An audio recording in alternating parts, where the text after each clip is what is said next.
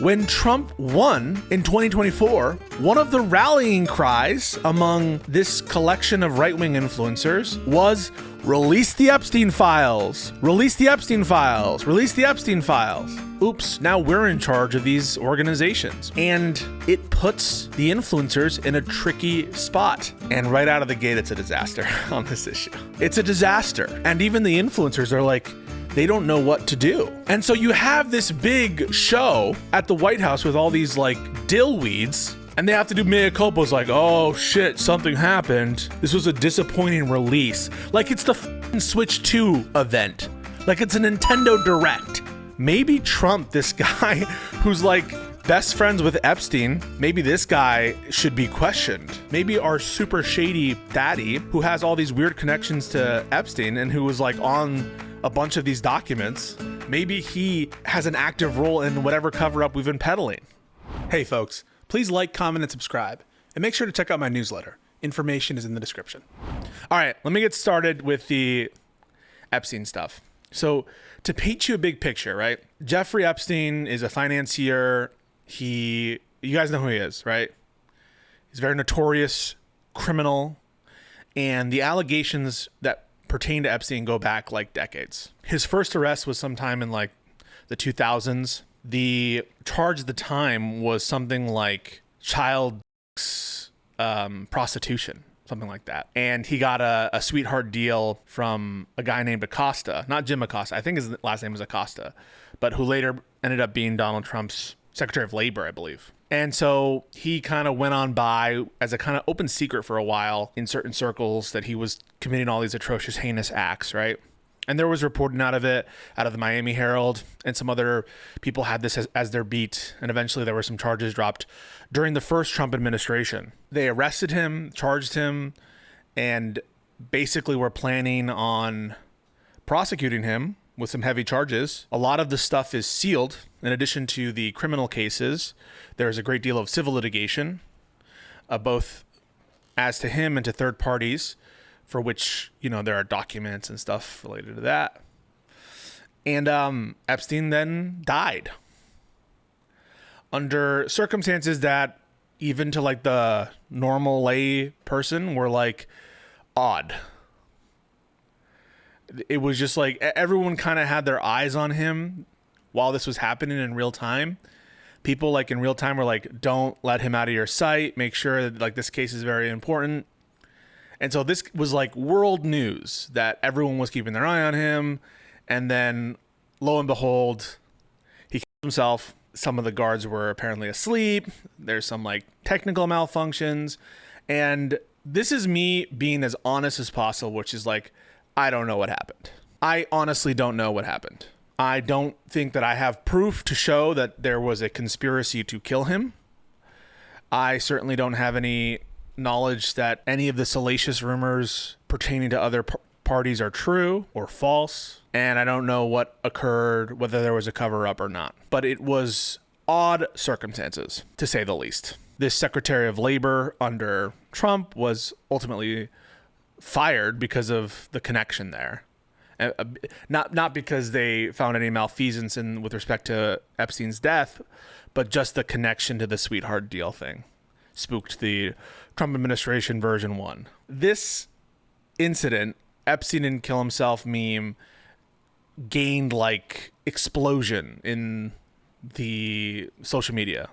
Like it crossed every boundary. Like it wasn't just a political thing. This wasn't just a MAGA only thing, right? It was just like a widespread meme and just like skepticism about the official account. Now, just so you guys know, I am not averse to official accounts. I'm not inclined to official accounts. I think that official accounts often are correct. Sometimes they're wrong, right? And so I am agnostic as to what actually happened, as I just elaborated. But it was odd circumstances. However, it became a rallying cry for some people on the conspiratorial side of the internet. and over time, increasingly more affiliated with a collection of MAGA influencers. Now, I don't want to pretend that it was just MAGA influencers. There's a great deal across the political spectrum of people who were like, Epstein didn't kill himself, and for their own reasons, right? There were people who were making accusations that he was connected to Mossad or to, the CIA, questioning about like where he got his money, that kind of stuff. So I don't want to pretend that it was just MAGA influencers or the right that was kind of pushing down this narrative. Other people sort of who were affiliated with Epstein in some respect were maligned publicly. It extended to like the royal family. And basically, there were tons of pictures of individuals and connections people were making between individuals, third parties, and Epstein, and basically trying to uncover how far the rabbit hole, how deep it went, right? And there came this, especially, I would say, in the aftermath of COVID and in the aftermath of Joe Biden's victory, it kind of inculcated a particular virulent form of this kind of conspiratorial thinking in the MAGA wing. I'm not saying it was only defined by the MAGA wing, but it certainly was very present there. And it was never a perfect fit. It was never a perfect fit for a bunch of reasons. The MAGA and Trump affiliated conspiratorial thinking, it was never a perfect fit.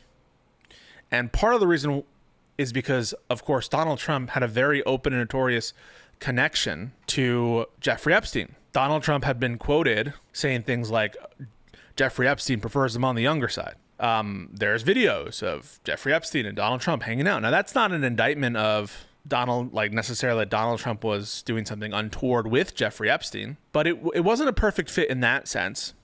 And it also wasn't a perfect fit because Donald Trump was the presiding commander-in-chief at the time of Epstein's death, and Donald Trump had hired this U.S. attorney or AUSA, whoever he was, the Acosta guy, who had given this sweetheart deal, prosecution deal, to Jeffrey Epstein in the first place in this first criminal matter.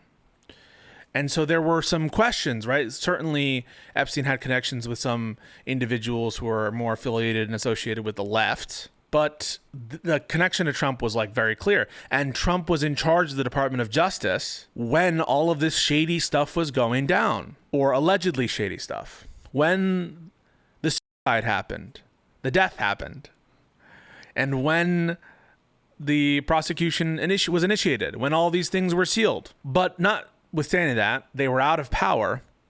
And so the conspiratorial MAGA right started writing checks, metaphorical checks. They started writing metaphorical checks to their audience. And these metaphorical checks said something to the effect of, it's obviously a cover-up. Epstein, of course, was blackmailing all these people. Then there became this notion of the Epstein list and the Epstein files. So there was this humongous buildup of MAGA-affiliated people who started to approximate like the QAnon movement in terms of their certainty that something shady happened and that Donald Trump was going to be able to fix it. They started saying things like, well, when you elect Donald Trump for a second term, he's going to release the Epstein files. The Epstein files have been like hidden from you. Epstein obviously didn't kill himself. No one can think that. We know he didn't kill himself. And they started speaking about it in these terms where it's a sure thing. We're absolutely certain that Jeffrey Epstein didn't kill himself. We're absolutely certain that there's some dirt on powerful people. And they started coming up with these theories. Of course, Trump is not implicated. Just because you're written on a manifest doesn't mean that you're doing the bad stuff. And so there became this kind of like back and forth and like highly repeated certain dialogue regarding Epstein. And so when Trump won in 2024, one of the rallying cries among this collection of right-wing influencers, call them Libs of TikTok, DC Drano, Charlie Kirk, Jack Posobiec, Dan Bongino, Kash Patel, was release the Epstein files, release the Epstein files, release the Epstein files. And their audience had been primed over the course of like years of this shit. Not just to think that something shady is happening, or not just to think, that's kind of weird that all this stuff occurred. A certainty, a moral certainty that this had been a humongous cover-up, that big people were implicated, and that the public needed to know the truth. And that there was a list. That there was a list of somebody, of people who did the bad crimes. And obviously, right, like the FBI was covering it up. It was a big government conspiracy, which the DOJ is in on it, right? But now, like, you're in charge of the DOJ. Trump is going to be in charge of the DOJ. And so why can't Trump release it? Why can't Trump release the obvious conspiracy, the evidence of the wide-spanning criminal enterprise, and tell everybody, the American people, what they need to know and what they had already been confirmed through the whispers of these soothsayers on the right? And there were already problems in the lead up to the transition. Trump said something like, hey, we'll release this, but, Epstein, a lot of innocent people on the Epstein list. He wouldn't commit. He was always kind of equivocal about committing to releasing stuff on Epstein. But don't worry, so say the Trump people, because he gets his people in place, right? He gets his pick, Pam Bondi. They're kind of meh on Pam Bondi, a lot of these right-wingers, but they're certainly very gung-ho about Dan Bongino, who they put as deputy director of the FBI. That's the number 2 at the FBI, and Kash Patel as director of the FBI. And the director of the FBI certainly would have reason to know, certainly would have access or at least oversight over the law enforcement entity that was in charge of the major investigation. So everything seemed to be in place, notwithstanding the kind of weird statements. Oh, and also, by the way, parentheses, during the campaign, as a kind of October surprise, there was a tape release of Jeffrey Epstein saying, yeah, Trump was like my best friend for this amount of time. So, brackets that, put that to the side. They take office and everyone just like, okay, release the files. Just release the files, right? It's easy. Put the information that we know is there. Put out the information that we know will implicate all of our enemies and call it a day. Where are the indictments? When are they dropping? Oops, now we're in charge of these organizations. We're in charge of the government. And it puts the influencers in a tricky spot because the influencers made all these promises to their audiences. They wrote all these metaphoric checks that now they can't cash. And now these influencers who are very used to criticizing from a position of weakness, right? Think about Charlie Kirk, right? Charlie Kirk, he was certainly around in the first Trump administration, but he was a young buck. He was a young kid then. He's really grown into his element, post-COVID, during the Biden administration. Certainly people like Jack Posobiec and these other guys. And anyway, they were more marginalized in the first administration anyway, because they had more of the institutional figures that would sometimes push back against Trump in the first administration, right? It wasn't just the circus that you're seeing now. It was a circus, but it wasn't like the circus that we're seeing right now. So these influencers, they're used to criticizing power. And by power, I mean the government, because they're used to criticizing Biden and the administration. And it's very easy to throw stones when you don't care about who's in the glass house, right? You don't care about Biden. You don't care about proving your shit against Biden. And you can just, with reckless abandon, throw your stones at the glass house. That is the government. And it's the same kind of stuff, by the way, when it comes to like Elon. I always go back to that corny line from Hamilton. Winning is easy. Governing's harder. So it's really easy to be a fucking... Who are the two guys? I always forget their names. I always forget the Muppets' names. It's really easy to be those guys. Harder to actually run the show. And so now we're in an awkward spot because these influencers promise their little minions, promise their followers, we're going to see some heads roll. We're going to see some crazy shit. We're going to see some crazy indictments. And finally, justice will be done. And we'll get the file scum that are sucking the adrenochrome or whatever, or actually just like, abusing these women. Stalter and Waldorf, yeah. And right out of the gate, it's a disaster on this issue. It's a disaster. And even the influencers are like, they don't know what to do. They're stuck. And we'll get to the impossible situation that they've put themselves in. Now, I say it's impossible, but these people have no shame. it should be impossible. But the truth is, these people, you know, their audience has very little expectation of them. So take everything I'm saying with a grain of salt. You know, what are the big stakes here? Are they going to lose a massive audience of ideological cultists anyway? I don't know. I'm not sure what the risk. If there's one thing that maybe if they were watching this show, which of course they're not, I don't think there's much of an existential threat here, because I don't think hypocrisy matters, and they'll always just find a way to invent why they're not in the wrong anyway. So just a little caveat there. I'm talking like they're in a bad position or they're in a bad spot, but ultimately their audience doesn't hold them accountable. Not like you guys do, right? You guys hold me accountable. But out of the gate, the administration pantomimes like, oh yeah, Epstein stuff, yeah, sure, yeah, that's a priority for us. Yep, 100%, yep. And Pam Bondi, whose job apparently is going on TV, not really like, you know, enforcing the law of the United States.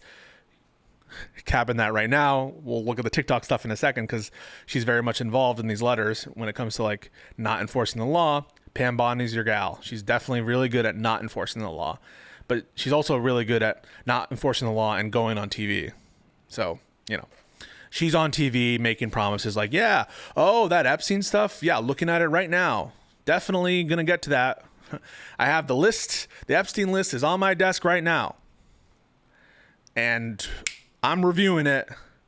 Now, the thing is, there are all of these explicit images and all of these explicit, and we don't want to, of course, prejudice the victims. And so we have to be very careful about our diligent review.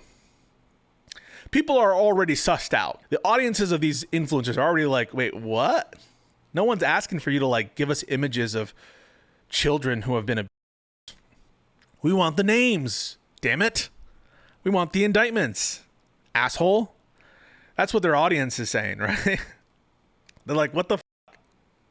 And even people like Patrick Bet-David's his co-host Vinny, right? This lunatic guy who looks like a tomato. He's like, what gives? Literally no one is asking for explicit videos of lewd and unconscionable acts. Okay? People are like, where are the names?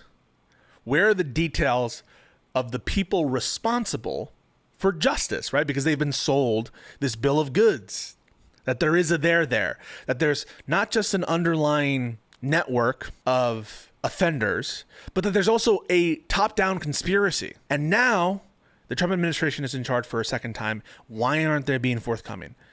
They're also having misgivings because one of the first PR moves that the administration does is they do this like wild stunt where they invite these degenerate Twitter weirdo loser influencers to the White House. They bring on these like lame, douchey people like DC Drano, libs of TikTok, Jack Posobiec, the scum of the earth, to run around in the White House with their little binders to be like, the Epstein Files, Volume 1. Like it's a fucking Harry Potter book release or some shit. And they triumphantly wave around their binders. These are the Epstein Files. We finally have the secrets. And you know what? They're not releasing it to the lamestream media. They're not releasing it on the DOJ website.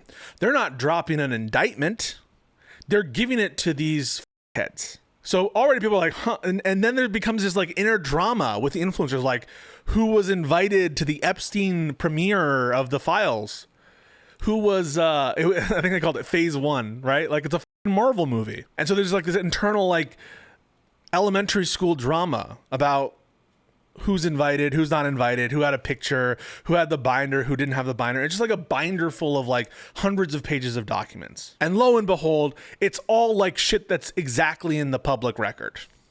And Pam Bondi talked it up like this is like the real thing. This is the real shit. Oh my God.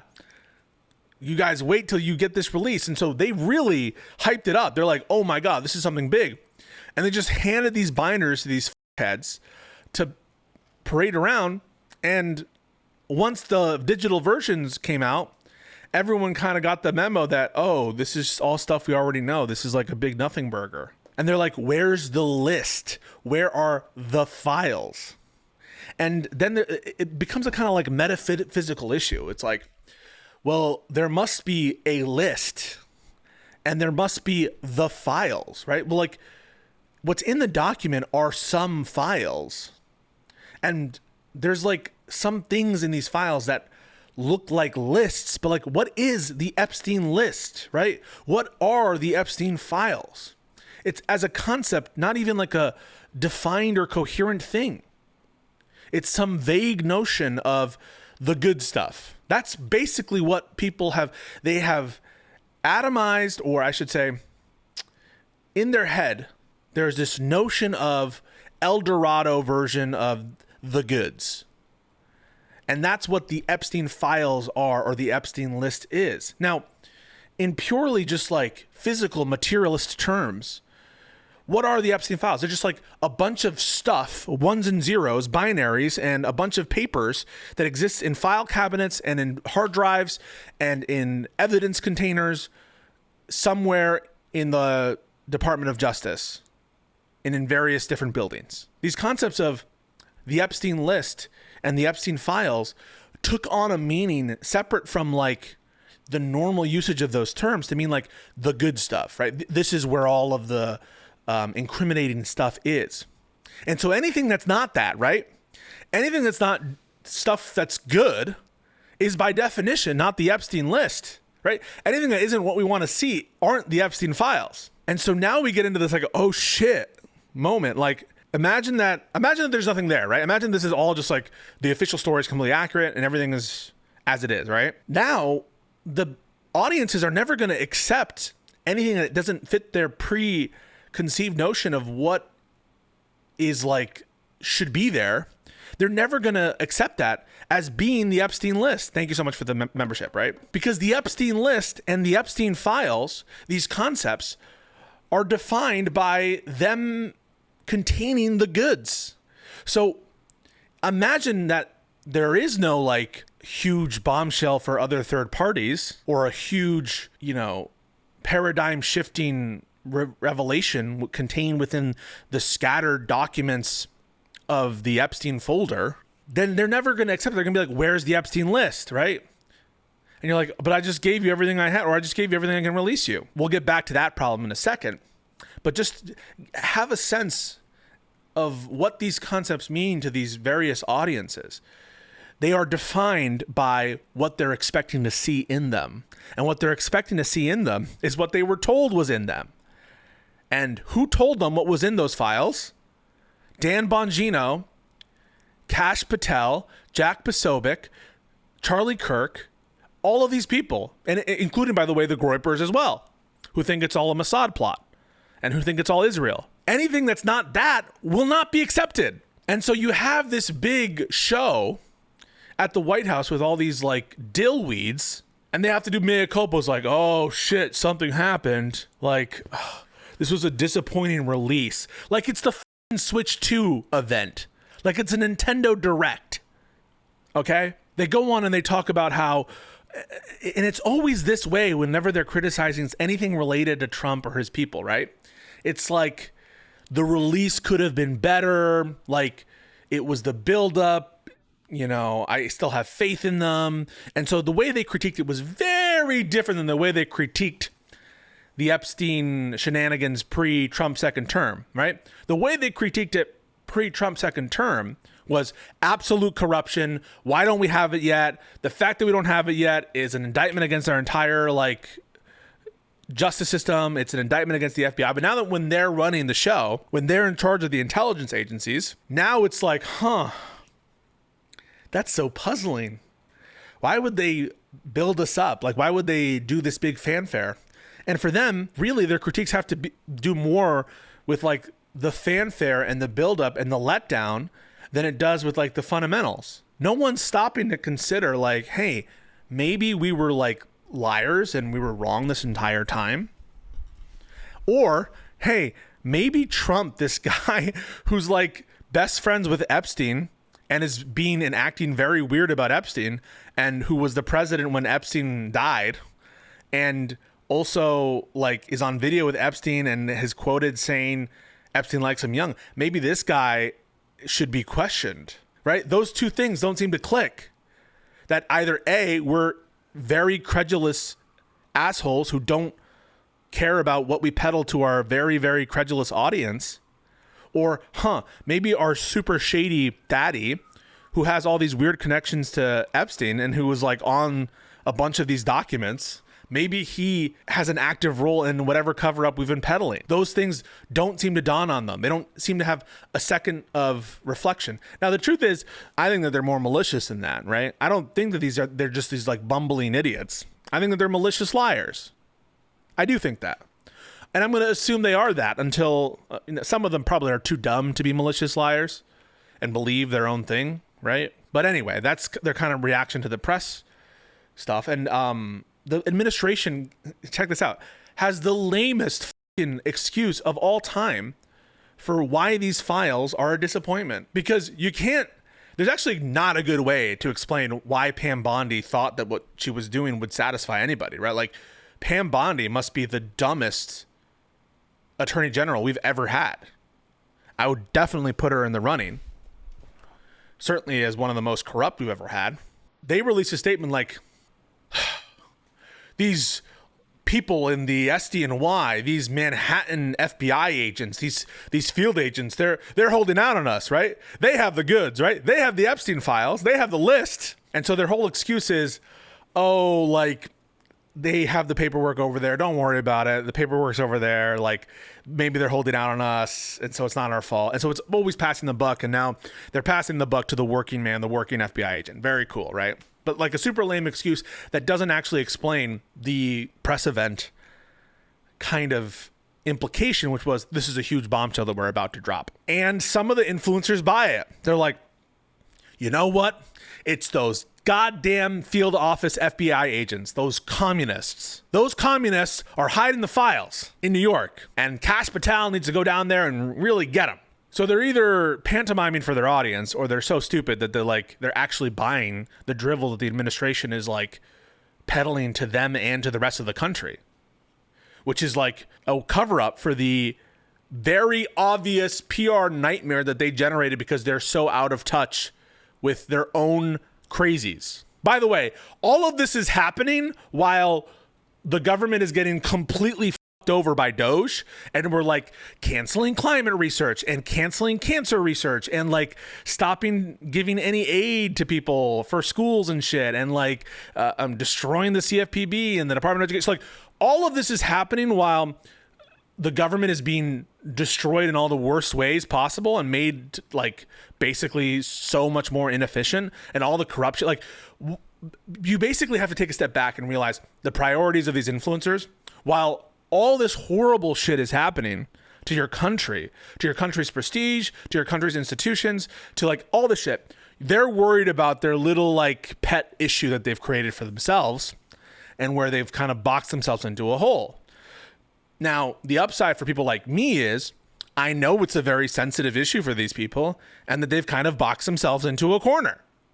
And so for me, it's very fun to watch them have zero way to explain themselves without coming across as super disingenuous or as super stupid and gullible. Now, the truth of it is, all of these people are paid government shills, literally. In the case of Dan Bongino and Kash Patel, they're literally government shills, right? They are the deep state. They're in charge of the FBI. Say what you want about Trump term 2. He has his loyalists in place. The one place that he doesn't have a loyalist is like the Federal Reserve, and that's pretty much it. They are the deep state now. So you have some literal government shills in the form of these people who are peddling the Epstein list and the Epstein files. And again, I want to repeat, those are different metaphysical concepts. Those are different definitional terms. That the way the MAGA base hears those terms are definitionally enmeshed and intertwined with the goods. You really have, when you hear people say the Epstein list and the Epstein files, it necessitates incrimination. That's actually what they mean when they say the Epstein list and the Epstein files. By definition, the Epstein list and the Epstein files cannot be non-incriminating. In order for them to be what people expect, they must necessarily be incriminating. There is no answer to this whole paradox, this whole issue, where the end result is, oh, and this was a good faith investigation. It turns out Epstein was just by himself, and the only people who were doing any crimes were like him, Ghislaine Maxwell, and maybe Prince Andrew a little bit, but maybe not even, right? Like, there's no world in which that would constitute the Epstein files or the Epstein list, because they just, by definition, they wouldn't be those things. That's what I really am trying to stress, that concept to you, that like the expectation has become the definition, right? The substantive expectation about the evidence is now entwined in the definition of what these things are. I hope that I'm communicating that. So the paid government shills of the literal government employees and people like Jack Posobiec, Charlie Kirk, DC Drano, who are basically outgrowths of the administration of Trump or of the intelligence agencies. Literally, in the case of Jack Posobiec. They're actual government shills, right? And so when you call them government shills, that's literally what they are. You're not at all exaggerating. You're not being metaphoric. You're not being, cute. You are being accurate in describing these people as government shills. And so that's what you should call them. And so now they're in a pickle. And let me give you now the impossible situation that they're in. And again, I preface this by saying they're shameless. They don't give a f about anything. This is all just a joke to them. So, we're kind of playing in to the pantomime a little bit by pretending that they have enough shame. But it's funny because, they care enough about their reputation sometimes that they will like mimic like they care about being consistent or something. But big caveat in that these people are like lizards, okay? They have no soul. These creatures who run these accounts, they're literally soulless, and in some cases bots, right? This is the impossible situation. Premise 1. Jeffrey Epstein has a list and has files that implicate other people. That's the premise, or I should say that's a concrete fact for them. Number 2, those files, that evidence is within the command and control, the protection and control of the government. And I would say, premise 3, Donald Trump and his loyalists are in charge of the government. How can you explain why more substantive information can't be released? And how can you explain the now official story, which was reported on by Axios? They've concluded Epstein killed himself and that no other third party is implicated, sufficient to cause an investigation or to drop indictments. Well, one thing that you could do is Trump is being failed. Trump is being betrayed, right? That's a common one that they use. They used it for Bill Barr when Bill Barr said the election wasn't stolen. They used it for, who else? Mike Pence. They use it for basically everyone who, that's like deniable, right? Anyone, whenever something bad happens, it's not Trump's fault. It's one of these other people below him that betrayed him, right? But that's a little tougher here. It's tougher here because Trump went out of his way to put in loyalists who had that particular view before they assumed their jobs. And those loyalists have been, gone out. They've been on Joe Rogan now, Kash Patel. Dan Bongino and Kash Patel went and did an interview where they looked directly at the camera and said, I've seen the tapes. He killed himself. There was no other way. And so they've done their crying mea culpa. These are people they trusted. And so, these people are betraying Trump because they want to protect Epstein? That doesn't really make any sense. Why would they do that? That doesn't seem to align with their own interests. Whose interest does it protect? What, these guys are Democrats? They want to protect the Democrats? No, that doesn't really make sense. Do they want to protect Trump? No, Trump could never do something like that. So that's perplexing, right? So the answer of incompetence on the staffer side or on the lower official side, that's not super satisfying. And they're not alleging that it's a cover up from the previous administration, right? They're not saying line prosecutors, field agents, that they are responsible for a cover up. They're not alleging that information is missing. They're not alleging that anything like that happened. Tough. They're not saying that anything was stolen or absconded with. So that's weird. The other potential is that Trump is covering it up or that Trump is implicated in some way. That's an uncomfortable thought. So what can you actually provide that can square this circle? And as people are mentioning now in the chat as well, Bondi's saying, I have the list on my desk right now. I have the list. And now they're saying the list doesn't exist. So there's not a good answer is the answer. So there's nothing they can say. nothing that they can say that will be satisfying to them, because the underling incompetency angle ain't gonna cut it. It truly can't, because you truly have loyalists there who have nothing to gain except perhaps defending Trump from lying in that respect, or unless their lives were in danger or something. And so they could zog out and they could say it's all Israel. That's maybe another something else I could say. But anything that they say about the administration now is going to implicate Trump himself, right? If Trump is merely an agent of Israel, then Trump is incompetent. Then Trump is cooked. If Trump is merely putting in other corrupt people again in the second term, what good is he, right? And people like Jack Posobiec, because they're government shills and because they can't get on the bad side of Trump, they have to stop short of saying, I'm calling on Pam Bondi to resign, right? Pam Bondi has been a complete guard dog for Trump and the administration, basically justifying anything illegal the administration is doing. Pam Bondi, if doing her job is defending Trump and doing everything Trump wants no matter what at all times, then Pam Bondi is doing her job. You can't come at Pam Bondi. Coming at Pam Bondi is like coming at Trump. Now, Trump obviously would discard her the minute it's convenient for him, but it's not convenient for Trump right now to discard Pam Bondi and to have more bad news. And so the Posobiecs of the world have to be careful with what they say, because they don't want to lose their access to Trump. And now they look like humongous government shills, and now they look complicit. That's why they try to avoid the topic, or they speak about it in certain ways. They'll put up these little cuck polls where they're putting up these little polls and are like, what do you think about the Epstein files, guys? Isn't this weird, huh? Don't you want more answers? You see how the way they phrase it, right? They phrase it like the American people deserve answers, but no, you just got your answer, right? The administration just gave you an answer. It reminds me of when Nancy Pelosi and all these Democratic leaders, remember when Biden was considering dropping out, and they kept saying, Biden has to make his decision if he's and Biden said 1 trillion times, I'm running. There's no way you're going to kick me out. I won it fair and square. You can't kick me out. I'm going to stay. And Pelosi kept saying, ultimately, he's going to have to come to as though the decision wasn't made yet, right? As though Biden hadn't decided already that he was going to stay in the race, right? That's what it reminds me of, these guys, right? And the way they talk about it is we need to find out what's going on here, guys. The American people deserve answers. We need answers. And by the way, go look at Jack Posobiec's Twitter feed and see how many times he said, we need more answers. We need more answers.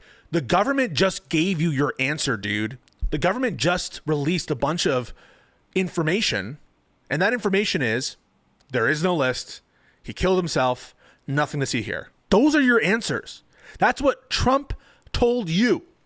And so you pretending, right, that you haven't been given, you've been given an answer. You don't like the answer because it doesn't fit your previous narrative.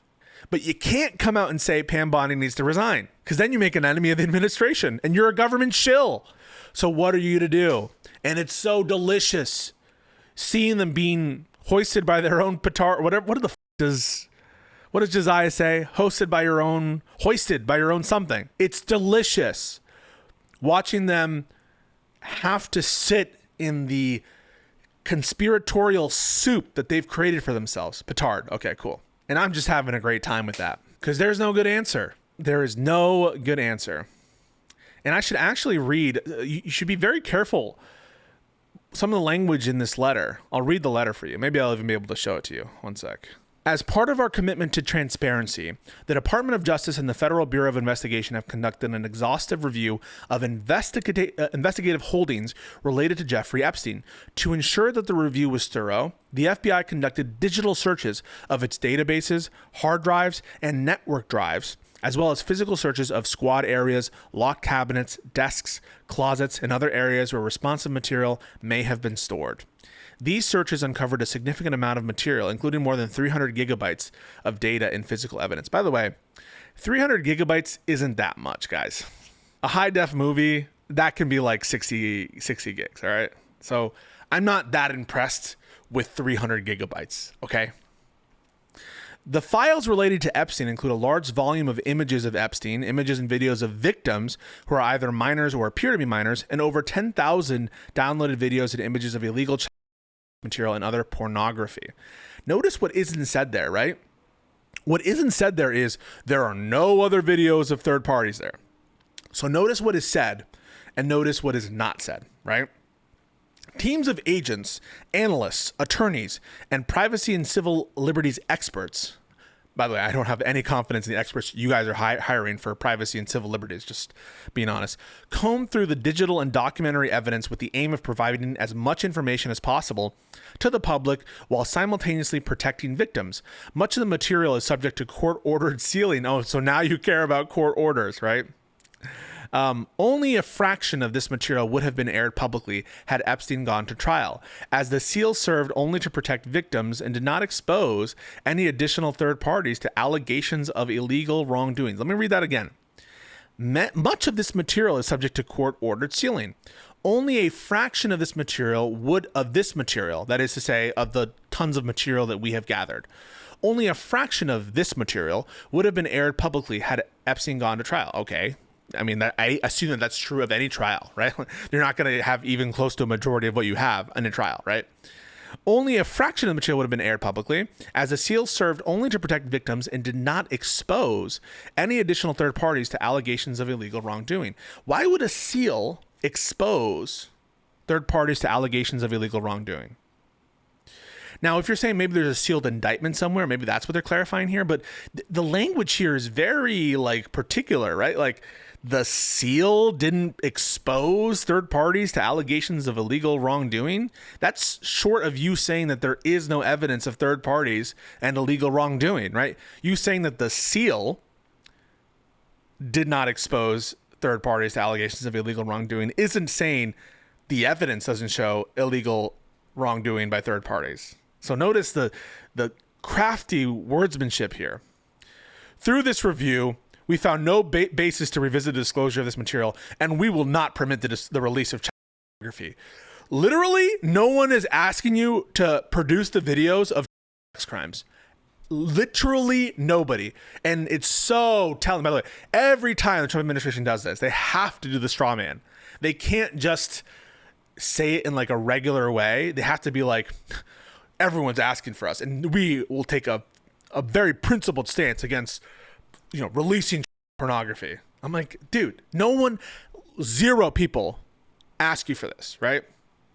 Quote, this systemic review revealed no incriminating client list, right? As though when people refer to the client list, and they put the client list in square quotes, right? They're referring to like a list that, like Santa Claus, Epstein wrote out and be like, these are all the people who did crimes with me. Janet, John, Bobby. Like, this is what I mean. We need to clarify the terminology here. When people refer to the list, right? The Epstein list, they're not referring to a literal document. They're referring to a metaphoric list with the goods on it, right? And so even here, it's like crafty little double speak word language. We're like, guys, we didn't find the list that says the list at the top of it, Epstein's list, my list of all the people I hate, right? Like, you understand what I'm saying? So even here, like, they're stopping short of saying like no other third parties are implicated. What they're saying is like, we don't have the list that you guys are at. Everyone's talking about this list. Now, this metaphysical concept, this kind of, there's a convergence where reality has to meet this other concept of the list. And the way the Department of Justice under Trump is managing it is saying, guys, there's no list here. Couldn't find the list. Next sentence.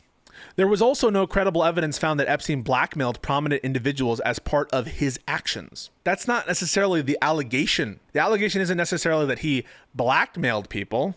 It's that he involved people or that he had dirt on people. Not that he, right? Like, to say that someone blackmailed someone else is, or say that we have evidence of it, it's like, well, you've now done the thing that constitutes the blackmail. But notice again that there is no direct statement saying that like he didn't have dirt on other people. And finally, this last sentence here.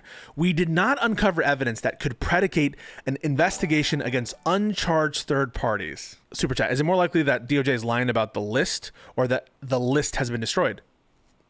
Again, I want to stress, like, it depends what you mean by the list. If what you mean by the list is the goods, then perhaps, right, like there's been some cover up of the goods.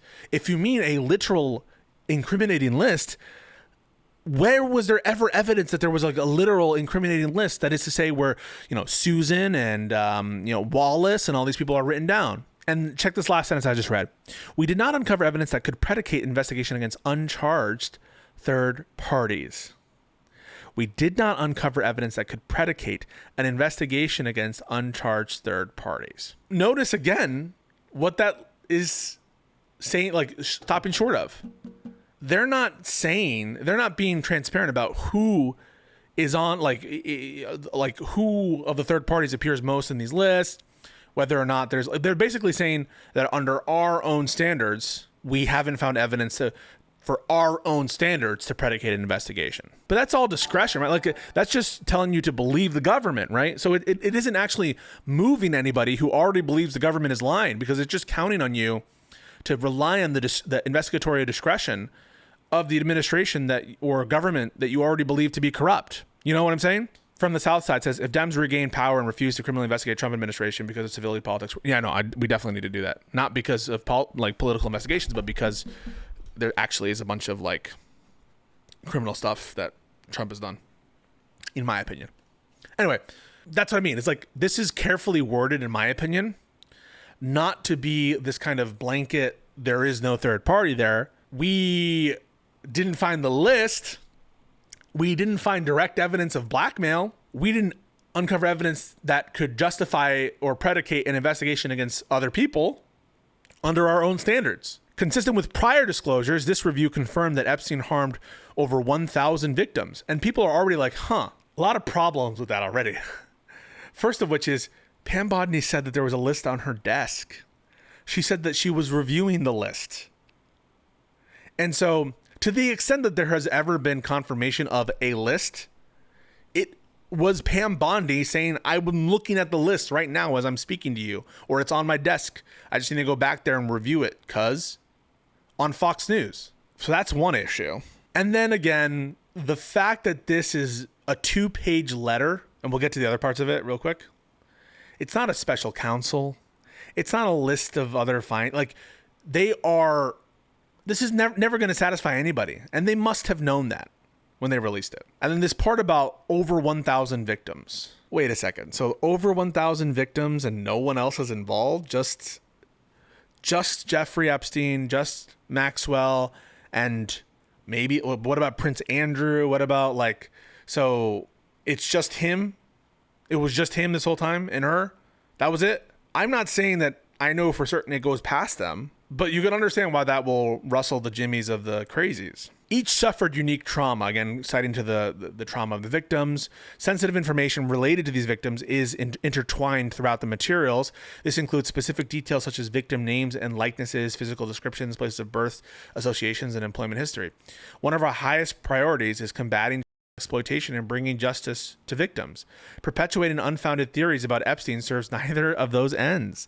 So now, right, they're taking a shot at the bow against all these people who have been perpetuating unfounded theories about Epstein as part of their day job. Their day job was peddling unfounded theories about Epstein. And now these same motherfuckers who are in charge of the Department of Justice and of the FBI, they're saying, you guys are being very irresponsible. You guys are being so irresponsible, peddling in these false narratives, and which are totally unfounded. Give me a break. And their audiences are so probably too attuned to be skeptical of that at this point, right?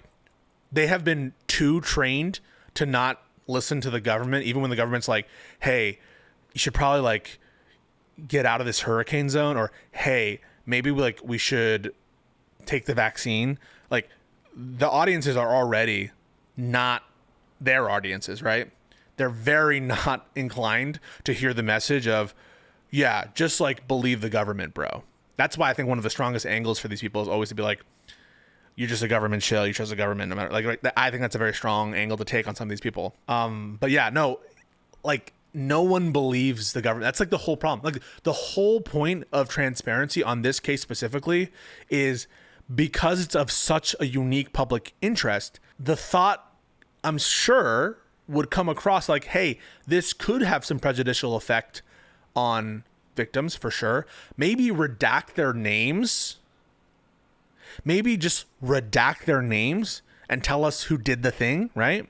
Maybe give us some more information, some more details, so that we can know that there isn't a massive cover-up. Like that was like the whole idea, was there's a way to release more information, and just like there will be a risk potentially to other victims, but it's such a high-profile case. And part of the reason why it's so high-profile is because the people who are now in charge of the DOJ and of the FBI were egging on the crazies to make it high intensity, to make it a civilizational matter, where there were absolutely accusations of cover-up, all this shit, of the previous administration, of Trump term 1, and then ultimately potential implications to foreign nations, that kind of stuff. So this letter ain't it. And from the perspective of the influencers who are either cut out of the administration or who are receivers, right? They're receivers of the propaganda to put out, they're put in a tough spot because this letter is not going to land well with their audiences. Consistent with prior disclosures, each suffered unique trauma, blah, blah, blah, blah, blah. One of our highest priorities is combating exploitation and bringing justice to victims. Perpetuating unfounded theories about Epstein serves neither of those ends. To that end, like who proofread? Like, did anyone proofread this? To that end, while we have labored to provide the public with maximum information regarding Epstein and ensured examination of any evidence in the government's possession, it is the determination of the Department of Justice and the Federal Bureau of Investigation that no further disclosure would be appropriate or warranted. After a thorough investigation, FBI investigators concluded that Jeffrey Epstein committed suicide in his cell at the Metropolitan Correctional Center in New York City on August 10, 2019. This conclusion is consistent with previous findings, including the August 19, 2019 autopsy of the medical examiner and the position of the SDNY in 2019. Under the Trump term 1, the conclusion that Epstein died by suicide is further supported by the video footage from the common area of the Special Housing Unit, the SHU, where Epstein was housed at the time of his death. As DOJ IG explained in 2023, anyone entering or attempting to enter the tier where Epstein's cell was located would have been captured by this footage. The FBI independent review of this footage confirmed that from the time Epstein was locked in his cell until 6:30, nobody entered any of the tiers of the SHU. During the review, the FBI enhanced the relevant footage by increasing its contrast, balancing the color, improving sharpness. The full raw and enhanced videos are available at the following link. So that was the letter. And Twitter's blowing up, and it couldn't have happened to nicer people, really, seriously. It really couldn't have happened to nicer people. And it is a little bit just indicative of the kind of mentality. I'm going to call it the Rob Noor mentality, because I saw a reference to Rob Noor in the chat here, which is the base assumption being corruption. Anything that results in nothing to see here is going to spark outrage. It just will. It's going to spark outrage because they know it's corruption. They know in their heart of heart it's corrupt. And that is their principle that they start with. That is their, call it a priori, that is their axiomatic position, that is their starting set, their epistemological set is that there was corruption. And so you can't prove them wrong.